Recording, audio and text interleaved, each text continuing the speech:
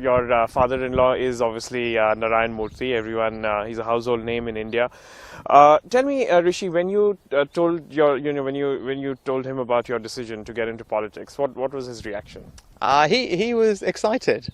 He was very excited, and he's been incredibly supportive. I mean, I'm very fortunate, to have someone like him as as family. I get to benefit from his guidance, his advice, and that's quite special.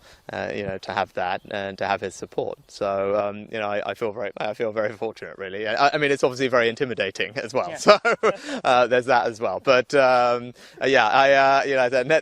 huge benefit. And he's been here the past few days with all of us, and to come and support me, which was very special and lovely to have him here. So okay, and do you sort of have these coffee table conversations with him, saying that what should I do about this, what should I do about that? I mean, and what kind of advice does he give you? Yeah, of course. I mean, of course we do. We talk about it a lot, and and he gives me great advice. And I think that you're probably more used to hearing it than I am, because he's, as you said, he's well respected and listened to in India.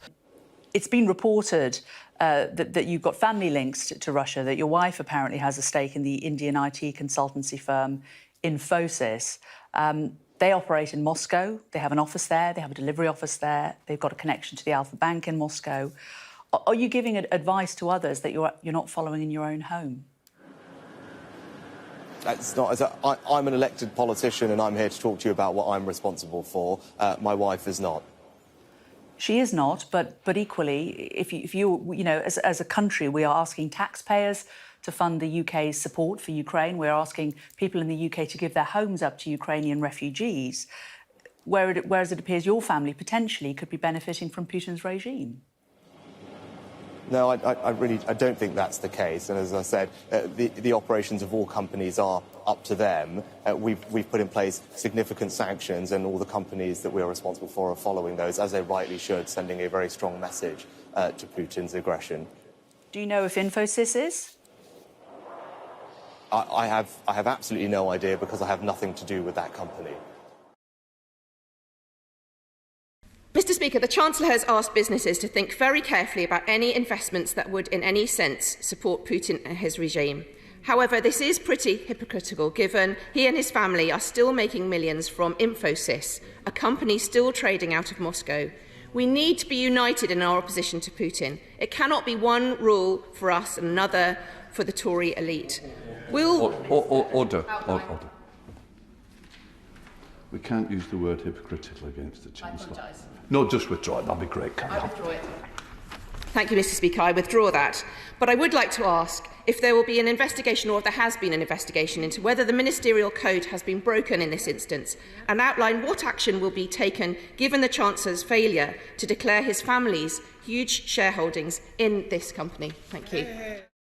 Infosys to shut office in Russia as Sunak under pressure over family stake in IT firm. It's Monday, the 11th of April.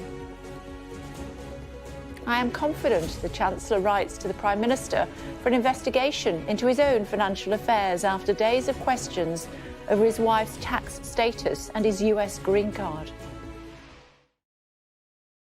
Rishi Sunak did not declare that his wife was non-domiciled for tax purposes.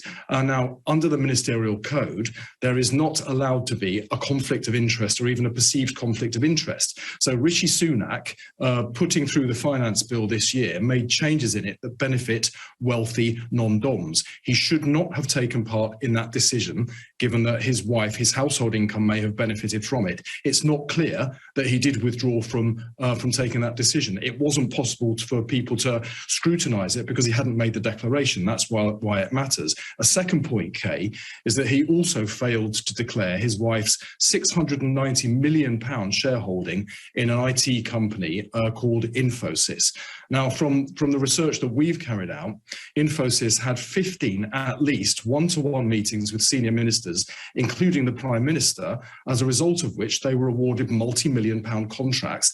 That will have benefited Rishi Sunak's household income, and he should have declared that, because if Infosys is getting access that other businesses did not get because of that relationship, then something has gone wrong with the system. That's why it's so important that this is thoroughly investigated. Boris Johnson and Rishi Sunak to be fined over lockdown-breaking parties in Downing Street. This government should go.